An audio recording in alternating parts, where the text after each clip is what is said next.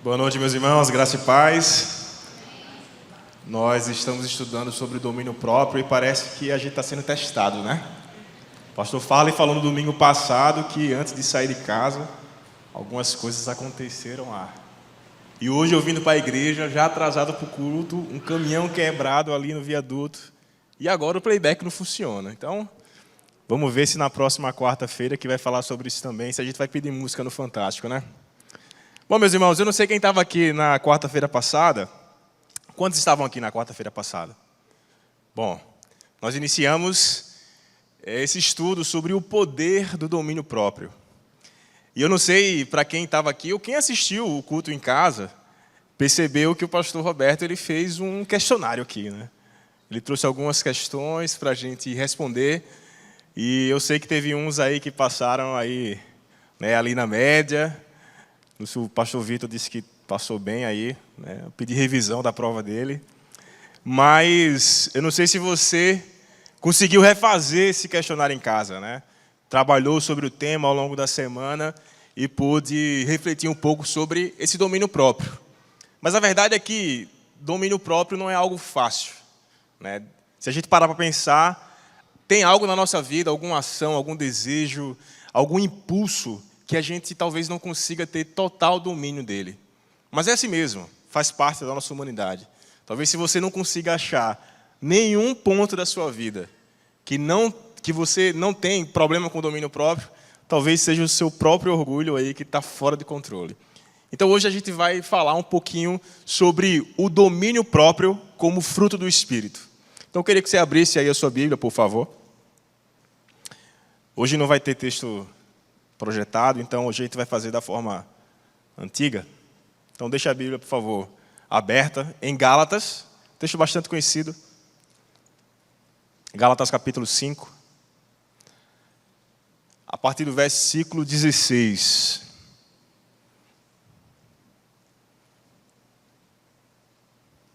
A gente vai ver sobre o domínio próprio como fruto do Espírito, como fruto do Espírito Santo. Então Gálatas capítulo 5, versículos de 16 a 23. Diz assim a palavra de Deus: Por isso digo, vivam pelo Espírito e de modo nenhum satisfarão os desejos da carne. Pois a carne deseja o que é contrário ao Espírito, e o Espírito o que é contrário à carne. Eles estão em conflito um com o outro, de modo que vocês não fazem o que desejam. Mas se vocês são guiados pelo Espírito, não estão debaixo da lei.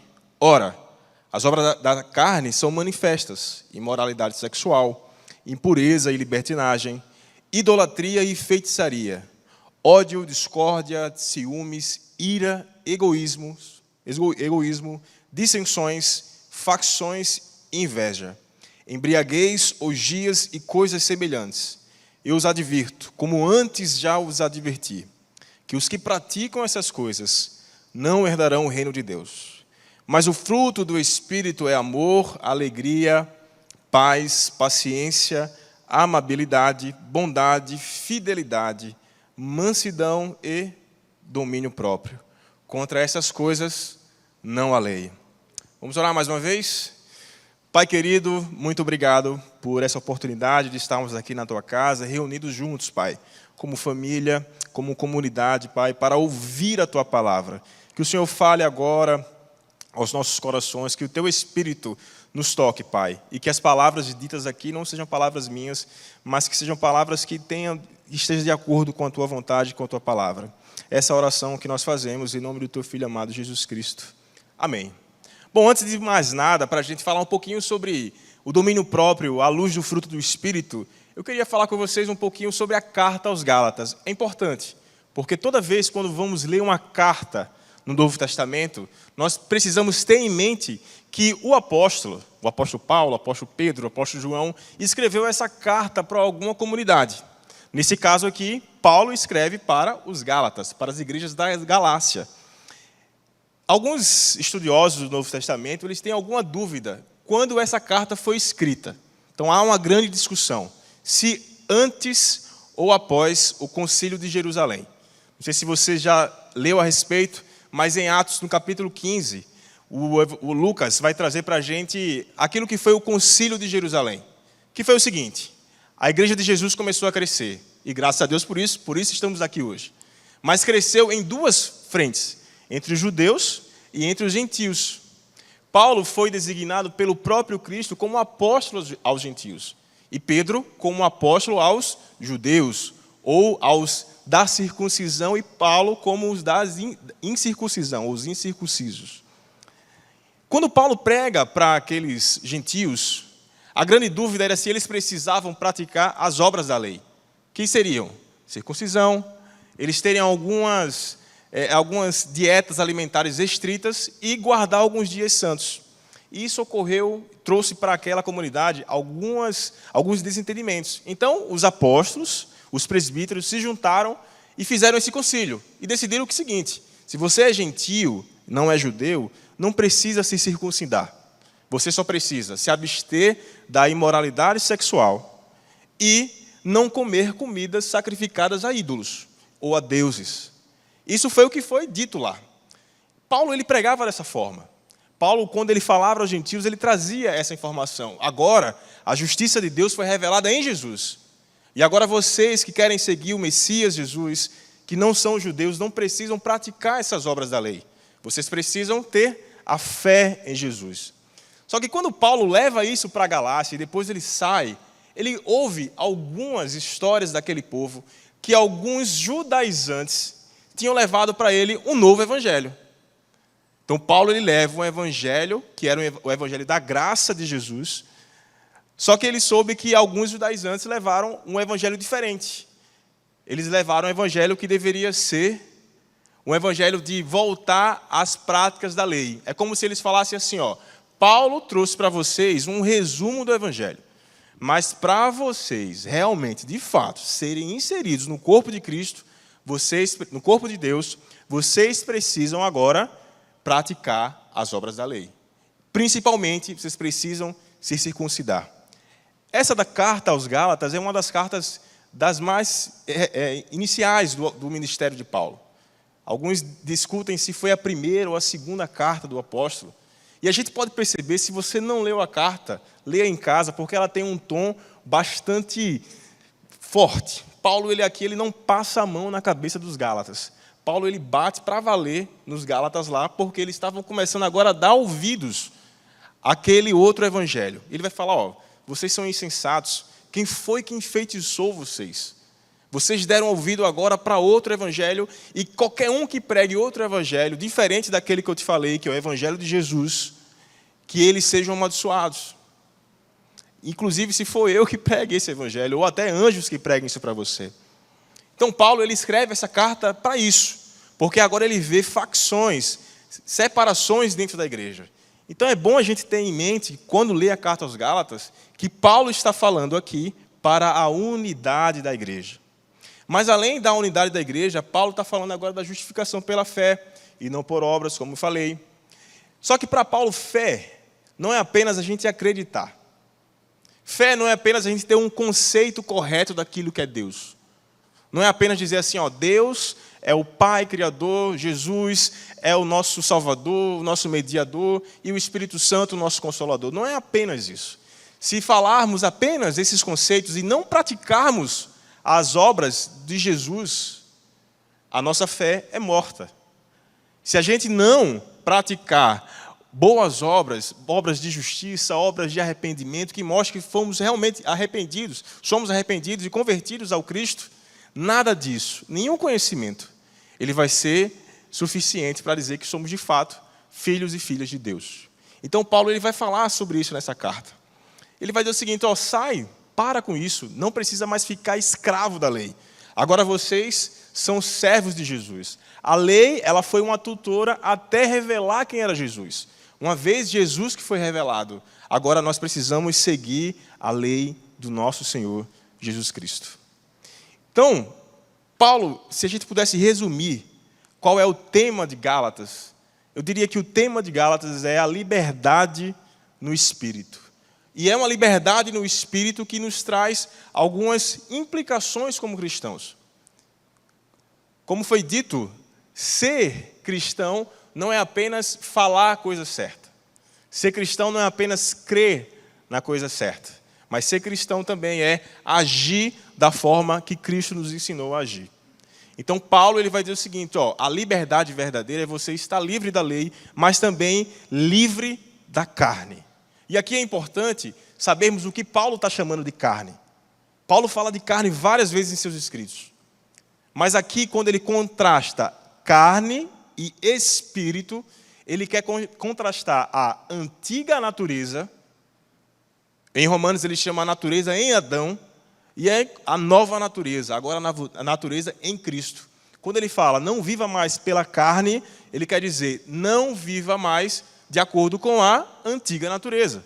Agora viva pelo Espírito, viva de acordo com a obra do Espírito Santo, de acordo com a obra do Messias Jesus. Ele fala lá em 2 Coríntios que quem está em Cristo é nova criação. Então não temos mais a velha natureza, não devemos mais seguir essa velha natureza.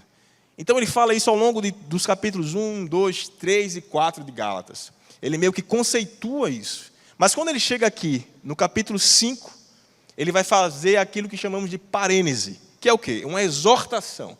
É como se ele falasse para os Gálatas o seguinte, eu te expliquei tudo aqui, eu estou repetindo o que eu já falei para vocês. Agora vocês precisam entender que uma vez que vocês foram libertos da lei, agora vocês precisam agir dessa forma. Então ele vai falar a respeito das obras da carne e sobre o fruto do Espírito. Nos versículos que nós lemos, 16 a 23, Paulo ele vai trazer duas listas. A gente leu aqui, uma lista das obras da carne e uma lista do fruto do Espírito.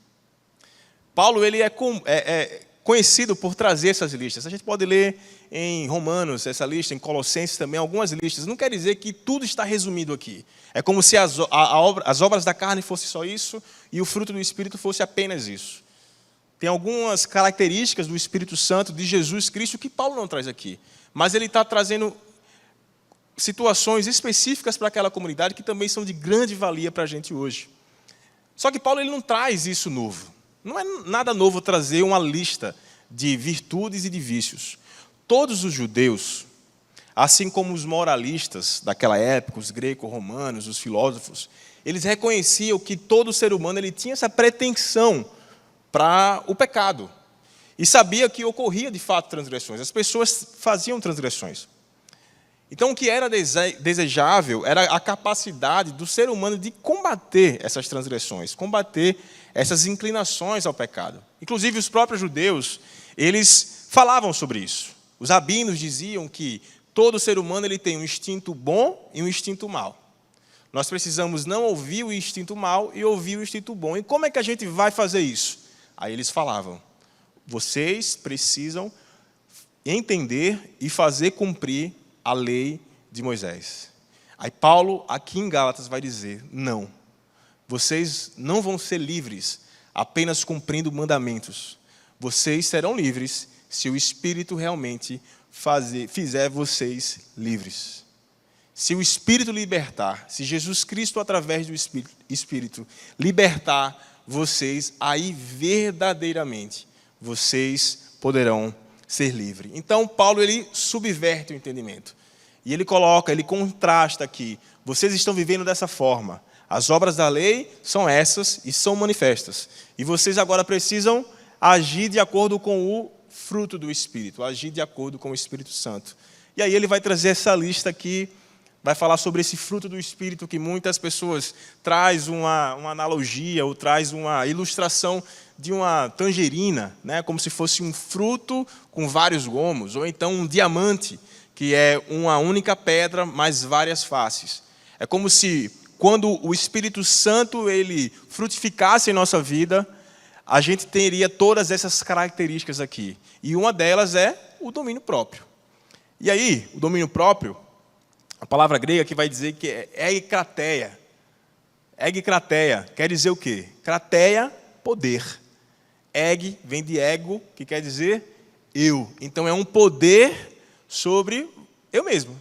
Ou um autocontrole, ou um domínio próprio. E para os gregos, essa ideia de domínio próprio estava relacionada com o quê? Com a autodisciplina, com o autocontrole, com a abstinência e com temperança. Então, quando a gente lê aqui no texto de Gálatas, a respeito do que Paulo fala sobre obras da lei, sobre fruto do Espírito, eu consigo entender, eu consigo extrair desse texto algumas verdades sobre o domínio próprio e sobre o fruto do Espírito. A primeira é que o domínio próprio, como fruto do Espírito, como uma face desse fruto do Espírito, ele nos traz liberdade. O domínio próprio nos traz liberdade. Em Gálatas, aí se sua Bíblia estiver aberta, me acompanhe, por favor, em Gálatas, no capítulo 5 ainda, ele vai dizer no versículo 1, que foi para a liberdade que Cristo nos libertou. Portanto, permaneçam firmes e não se deixem submeter novamente a um jugo de escravidão. O domínio próprio, como fruto do Espírito, ele nos traz liberdade. O que Paulo ele traz aqui para a gente é que cada uma dessas facetas do domínio próprio é que vai realmente nos fazer sermos livres. Livres como pessoas, livres como homens, livres como mulheres. Para que a gente não consiga agir ou não haja de uma forma pecaminosa de acordo com a carne. Porque é vendido para a gente uma ideia de que a liberdade é fazer o que a gente quer. Mas fazer o que a gente quer é sinônimo de ser escravo de nós mesmos. Então, quando Paulo ele vai dizer o seguinte, meu irmão, você só é verdadeiramente livre se você conseguir exercer o fruto do Espírito em sua vida e, inclusive, ter um domínio próprio, um autocontrole, uma autodisciplina, uma abstinência, uma temperança. Só que o porquê que devemos ter isso? Por que nós devemos ter um domínio próprio? E aí vem a segunda verdade do texto. Devemos entender que o domínio próprio nos traz liberdade. Precisamos, sim, muitas vezes sermos autodisciplinados, termos autocontrole, porque o domínio próprio ele é desenvolvido a partir do amor. O domínio próprio ele é desenvolvido a partir do amor. E no mesmo versículo, no capítulo 5 de Gálatas, Paulo vai dizer, versículos 13 a 14, irmãos, vocês foram chamados para a liberdade, mas não usem a liberdade para dar ocasião à vontade da carne. Ao contrário, sirvam uns aos outros mediante o amor. Toda a lei se resume num só mandamento. Ame o seu próximo como a si mesmo. Paulo ele repete a fala de Jesus quando o mestre da lei pergunta para ele quais são os maiores mandamentos, ele vai falar: amar a Deus sobre todas as coisas e ao próximo como a si mesmo. Paulo ele reflete essa mensagem de Jesus. E ele vai dizer o seguinte, que a liberdade cristã ela é baseada em cima do amor. Não tem nada da liberdade cristã que funcione, que gire fora do amor. É o amor que nos move. É o amor pelo nosso próximo que nos capacita, que nos potencializa a agir como irmãos e irmãs em Cristo, como servos e servas do Senhor. Somente no amor que conseguimos sim ser livres. Então o domínio próprio, por muitas vezes, pode parecer penoso para a gente de tentar buscá-lo, mas precisamos ter em mente que o domínio próprio ele é desenvolvido a partir do amor.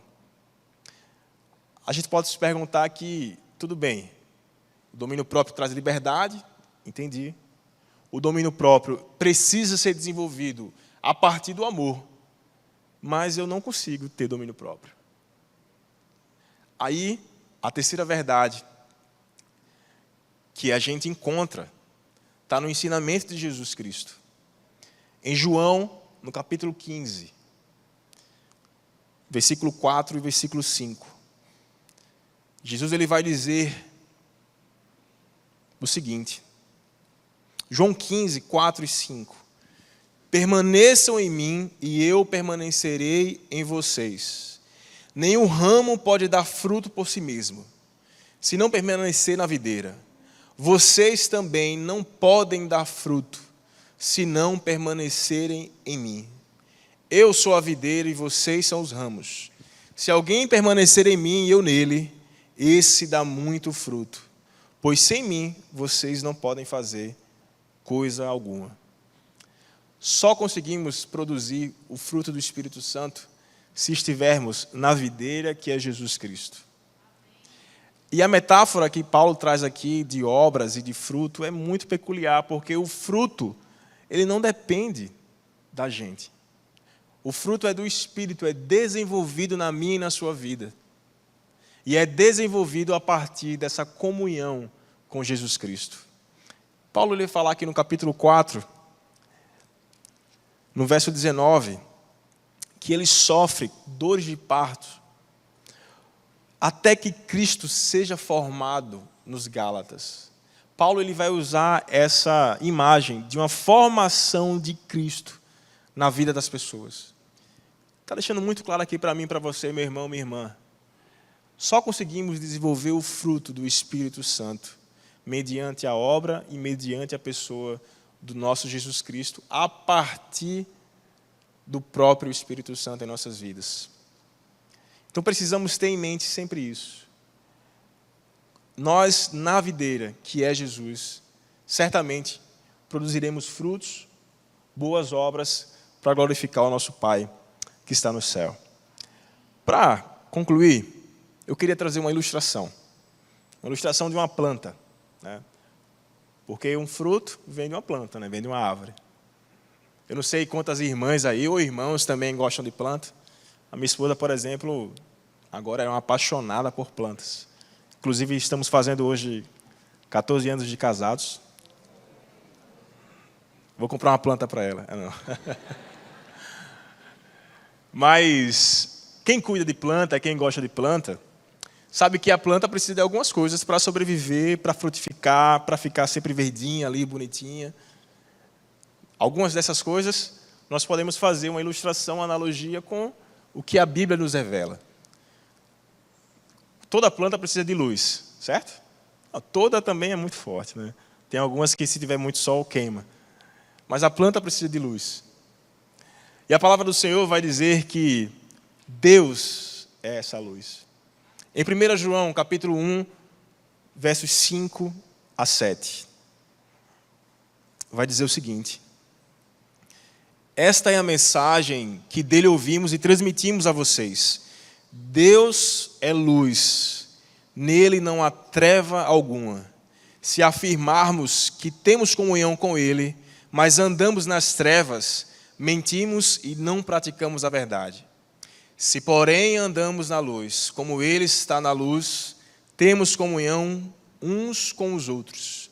E o sangue de Jesus, seu Filho, nos purifica de todo pecado. Quer dar fruto? Quer deixar que o Espírito Santo produza fruto na sua vida? Vá para a luz. E a luz é Deus, e a luz é comunhão com o nosso Deus, com o nosso Pai. Mas planta, para dar fruto, precisa de água. E aí, Salmo 1, verso 1 a 3. Acho que todos sabem de cor. Como é feliz aquele que não segue o conselho dos ímpios, não imita a conduta dos pecadores, nem se assenta na roda dos zombadores. Ao contrário, a sua satisfação está na lei do Senhor, e nessa lei medita dia e noite. É como uma árvore plantada à beira de águas correntes. Dá fruto no tempo certo, e suas folhas não murcham. Tudo que faz, ele prospera. O salmista usa a ilustração de que aquele que medita na palavra do Senhor, aquele que busca ouvir a voz de Deus através da palavra dele, através da ação do Espírito Santo, revelando essa palavra para nós, iluminando essa palavra em nossos corações. Aquele que medita nessa lei é como uma planta, uma árvore frondosa à beira de um riacho, de um córrego. E aí frutifica, floresce, é verdejante. Então, quer dar fruto, quer frutificar, quer deixar o Espírito Santo frutificar em sua vida, tenha comunhão também com a palavra de Deus. E por último, mas não menos importante, toda árvore também precisa ser podada, né, meus irmãos? Senão ela não dá os frutos necessários. E aí, o Salmo 139 vai trazer, nos versos 23 e 24. O salmista ele ora para Deus, mas toda oração também é um reflexo daquilo que estamos passando e sentindo. Então, quando o salmista ele ora aqui para Deus, ele também está refletindo a partir dessa oração sobre o que ele passa. Então ele ora: sonda-me, ó Deus, e conhece o meu coração. Prova-me e conhece as minhas inquietações. Vê se em minha conduta há algo que te ofende e dirige-me pelo caminho eterno. O salmista ele olha para dentro dele mesmo. Pede que Deus mostre onde é que ele tem errado. Quais são as suas falhas. E aí, a partir disso, ele começa a fazer as podas. Mas Deus também usa servos e servas do Senhor para falar, para nos exortar. Assim como Paulo está exortando aqui os Gálatas, Deus usa um irmão e usa uma irmã para falar a minha vida e para falar a sua vida. Então eu pergunto aos irmãos: como está a confissão dos pecados com o seu irmão de caminhada? Como está aqui a confissão de vida, o compartilhamento de vida, de inquietações, de medos, de angústias? Não precisa ser apenas com os pastores da igreja. Mas o Tiago fala que se a gente confessar os pecados uns aos outros, o Senhor nosso Deus vai nos curar. E isso é importante para a minha vida e para a sua vida. Porque através de um olhar de um irmão, de uma irmã, é que Deus muitas vezes mostra aquilo que estamos errando. Mostra aquilo que não conseguimos ver. E aí a gente consegue podar a nossa vida. Então, se quiser dar fruto também, se preocupe também com a poda. Luz, água e poda. E cuidado. Ter domínio próprio não é simples, não é fácil. Mas graças a Deus que o domínio próprio é desenvolvido na minha e na sua vida, não por nossas forças. Não por cumprimento de leis apenas de uma forma cega e irracional. Mas porque o próprio Espírito Santo, através da obra de Jesus, é que vai fazer a minha vida, a sua vida frutificar. Amém? Vamos orar mais uma vez?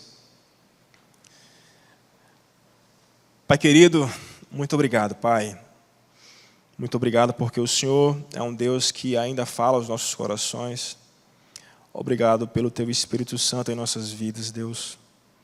Nós te pedimos que o Senhor continue guiando todos os nossos passos, nos mostrando, Pai, onde precisamos mudar, onde precisamos consertar os nossos passos, as nossas condutas, Deus. Usa também irmãos e irmãs para falar conosco através da Tua voz, da Tua boca, Pai.